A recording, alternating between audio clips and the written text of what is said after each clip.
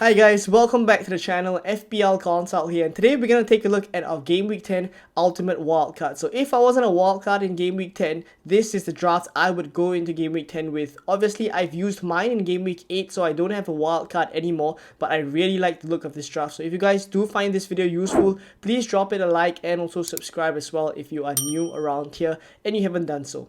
Right, so there we go. We're going to talk about the fixtures first, followed by discussing some enablers, and then we'll take a look at the drafts.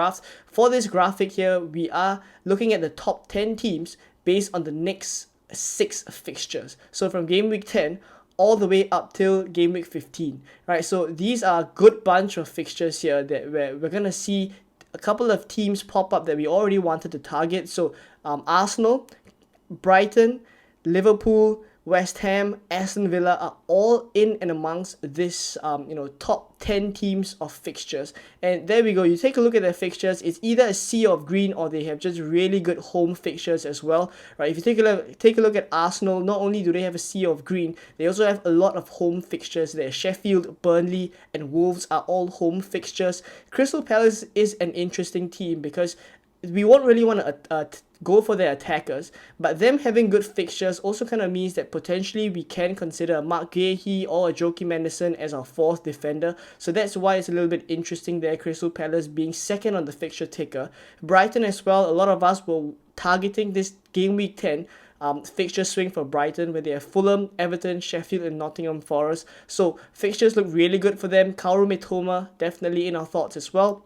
Burnley is also pretty high up the fixture ticker here, but of course we don't really want to target the attackers, and if you ever have a Burnley player, you probably would just have Charlie Taylor as your defender.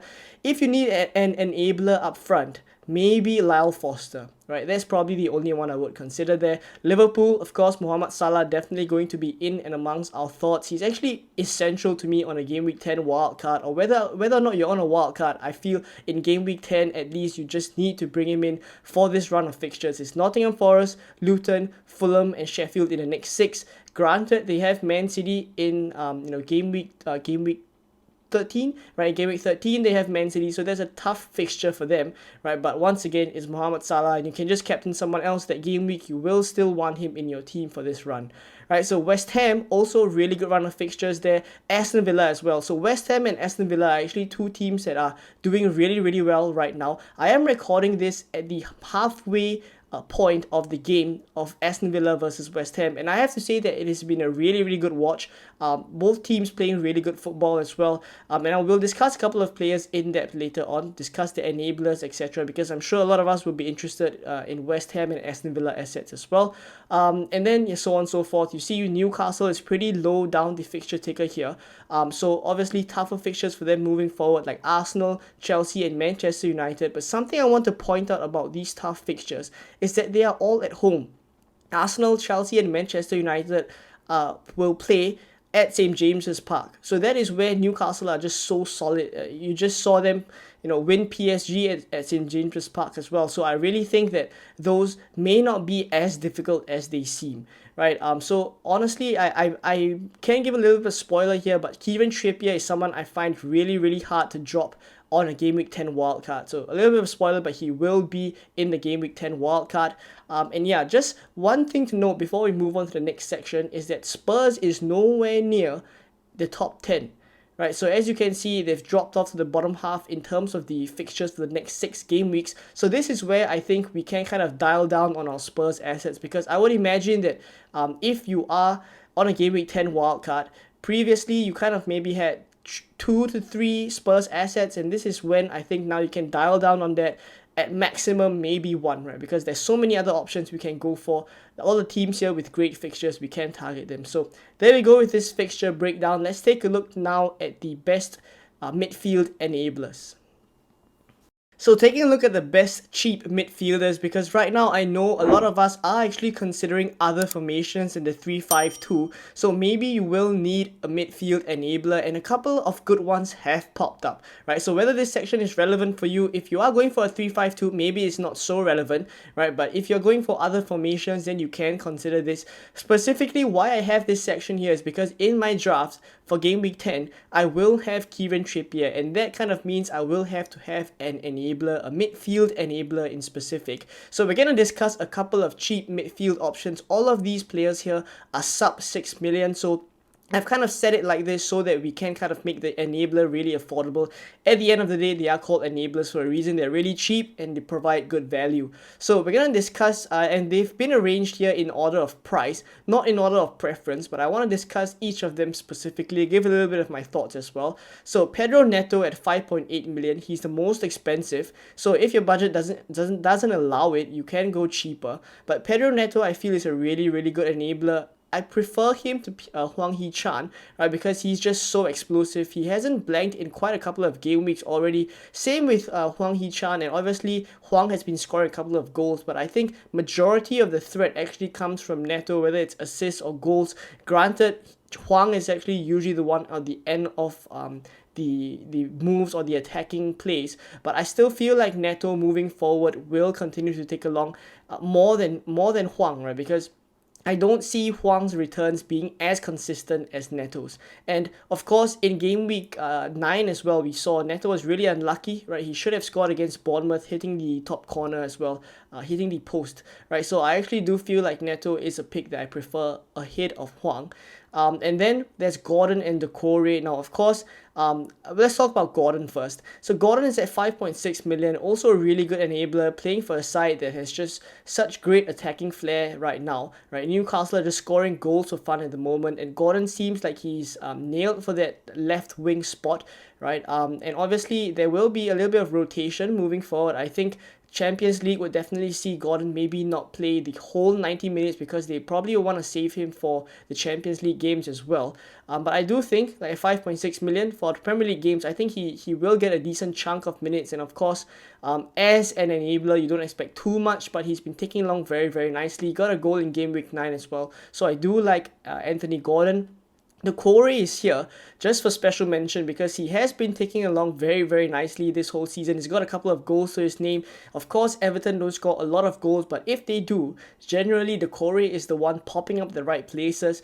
We saw for Watford as well, he has goals in him. He's a player that has goals in him, and same for Everton, right? He scored a couple of goals, as I mentioned. At 5.5, he's really, really cheap, right? So once again, I do mention that Everton is not a team that we target for attack specifically, but I just wanted to mention him as someone that we can potentially consider if you want to go very, very different.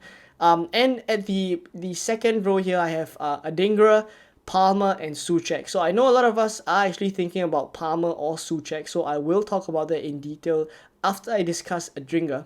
So Adingra, I think at 5 million, right? He's played a couple of games already consistently, maybe not the whole game, and he hasn't started all games for sure this season, right? But with a couple of injuries to Brighton's attack, right, and even Solly March now, who has been playing left back, has also gone off injured in game week 9. I don't think they have enough squad depth to, have the luxury to rotate so many players. And Adingra at 5 million for entry into that Brighton attack, right, with such good fixtures for the next 4 we just saw in the previous section. I think he could be a very, very good differential and of course a great enabler. He does have that knack of scoring goals or popping up in the right positions. We did see it a couple of times this season. He scored in game week 1 against Luton when he came on as a sub. He also scored against Liverpool. You will remember when Van Dijk passed to McAllister, Adingra won the ball and thereafter proceeded to score from quite a distance as well.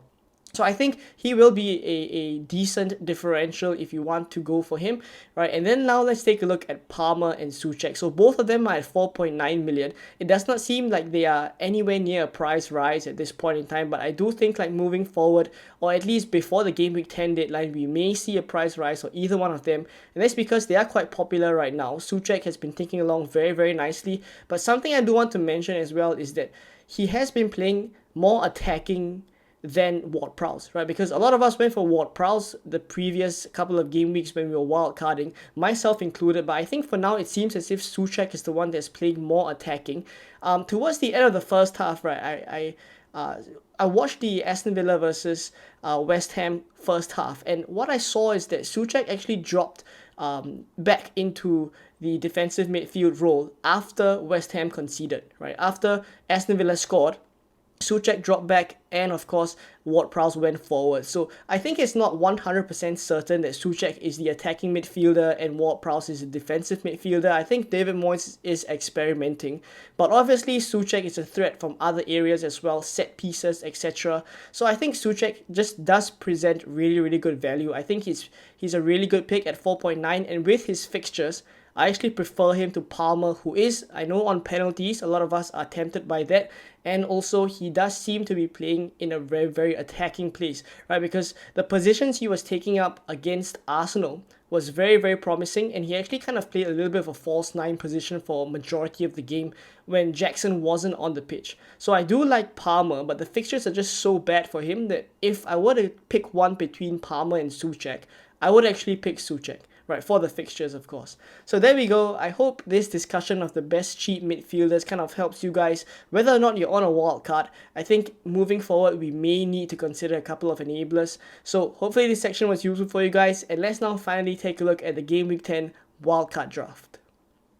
So here is the Game Week 10 wildcard drafts, and I know this is a 4-4-2 formation, so not a lot of drafts for Game Week 10 I imagine will be a 3-5-2 formation, but I want to do something different and something that I would be comfortable with.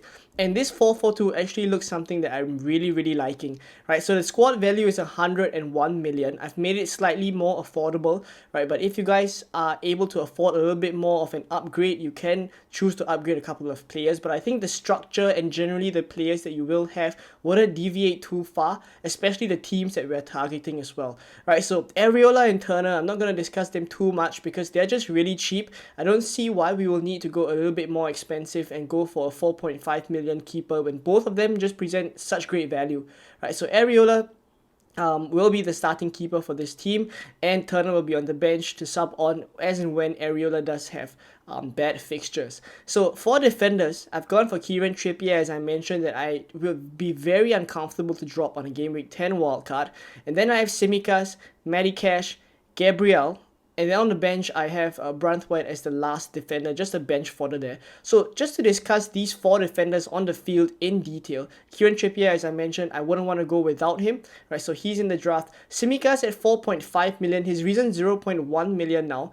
Right, he is a very interesting option that has popped up because of Robertson's injury. He does seem like he will be out for quite long, and that's why I think Tsimikas would just be a natural replacement for him. I wasn't too confident of his minutes before the Game Week 9 deadline, at least. I wasn't too confident of his minutes, but I think looking at how Klopp has spoken about it, I'm starting to be a little bit more confident that Tsimikas will continue to get starts, and I will discuss a little bit more about the Tsimikas, Gabriel, and Pedro Neto rotation as well later on. So moving on to Matty Cash, plays Luton at home. Aston Villa on such a great run, so attacking as he's playing as a midfielder essentially, right? So Gabriel here plays Sheffield at home. Of course, at 4.7 million, he will be our Arsenal midfielder, Arsenal defender of choice, because we want some Arsenal coverage for those great fixtures that they have. As I mentioned just now, they play so many great fixtures at home as well. So I think a couple of clean sheets definitely in store, and Gabriel is very capable of getting goals from set pieces. Now in midfield, there's Salah, Saka, Mitoma, Bowen, and on the bench, Neto. So I'll discuss the four midfielders on the field first. Salah, I think he's essential. I don't think we can build a Game Week 10 draft without Salah. He's just been so good, so consistent this whole season, and of course in the last two game weeks he's gotten his biggest hauls of the entire season. So really good for those of you guys who captained him, right? But he will definitely be in every Game Week 10 wildcard draft you can imagine. So Saka as well picked up an assist in Game Week 9. Seems like he's going to be fit for the next couple of games. Right, back from injury, plays Sheffield at home. I don't think we go anywhere. The other Arsenal attackers honestly don't excite me as much. I know Martinelli is coming up as an option, but you look, Trossard just scored against Chelsea. Maybe he reduces Martinelli's minutes a little bit more. There's always that worry with Martinelli. And then Odegaard as well got subbed off when they were chasing the game. So I don't think we can look anywhere else other than Saka for Arsenal assets. And then there's Mitoma. Now, I know Brighton haven't been performing to the level that we expect them to, but the thing is, the fixtures have been tough for them. So the fixtures will now swing very nicely in Game Week 10, and we need to be there for We know what Brighton are capable of, so we need to be there for when they can just go on those runs of scoring 5-6 goals against opponents there. We know what their attack can do, and Mitoma, you would imagine, would be in and amongst the goals or assists.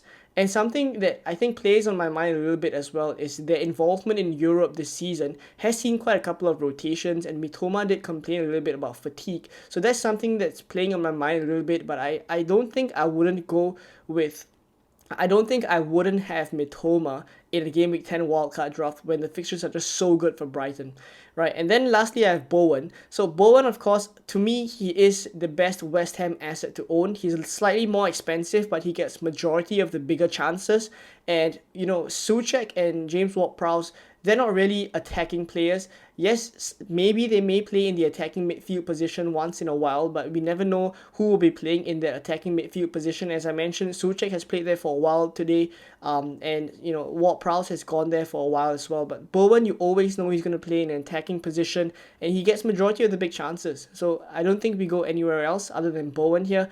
And then there's Haaland and Watkins. So these two, I don't think I need to mention too much. Watkins already picked up an assist, and he could have scored a couple of goals as well. So with the fixtures that they have, Watkins is very, very close to essential. I wouldn't go so far as to say essential, but he's very, very close. And lastly, on the bench, I have Neto and Archer. So Archer is just a bench fodder there, a forward, 4.5 million, just a bench fodder. For Neto, this is the interesting part that I do want to mention. So I've taken a look at the Neto, Tsimikas, and Gabriel rotation, because obviously I can just start Neto in this team and take either Tsimikas or Gabriel down to the bench, and it will make it a 3-5-2 formation just like everyone else. But for this game week, obviously Tsimikas and Gabriel have better fixtures than Neto, so we're going to put Neto on the bench. But you take a look at the next couple of game weeks, there will be game weeks, especially in game week 11, Arsenal will be playing Newcastle, right? So there we go.